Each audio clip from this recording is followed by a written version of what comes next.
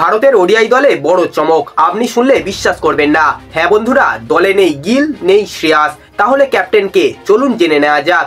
দক্ষিণ আফ্রিকার বিরুদ্ধে ওডিআই সিরিজের জন্য 15 জনের দল ঘোষণা করেছে টিম ইন্ডিয়া। আর এই টিমটা একদম ফাটাফাটি। টপ অর্ডারে রয়েছেন রোহিত শর্মা, যশস্বী জাসওয়াল, বিরাট কোহলি, এই তিনজনেই আগুন। আর ক্যাপ্টেন হিসাবে কেএল রাহুল, দারুণ শান্ত আর দারুণ ফোকাস। আর ভাইস ক্যাপ্টেন ঋষভ পান্থ, 1.5 বছর পর কামব্যাকেই নেতৃত্ব, ব্যাপারটা বিশাল।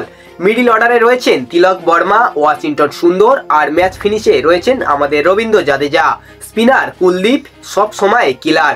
আর বোলিংয়ে রয়েছে তরুণ বিস্ফোরণ, অর্শদেব সিং, হর্ষিত রানা, প্রসিদ্ধ কৃষ্ণা আর নীতিশ কুমার রেড্ডি।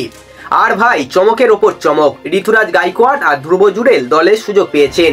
এখন প্রশ্ন একটাই, এই টিম, এই কম্বিনেশন রাহুলের নেতৃত্বে কি পটিয়াদের ঘরের মাঠেই হারাতে পারবে?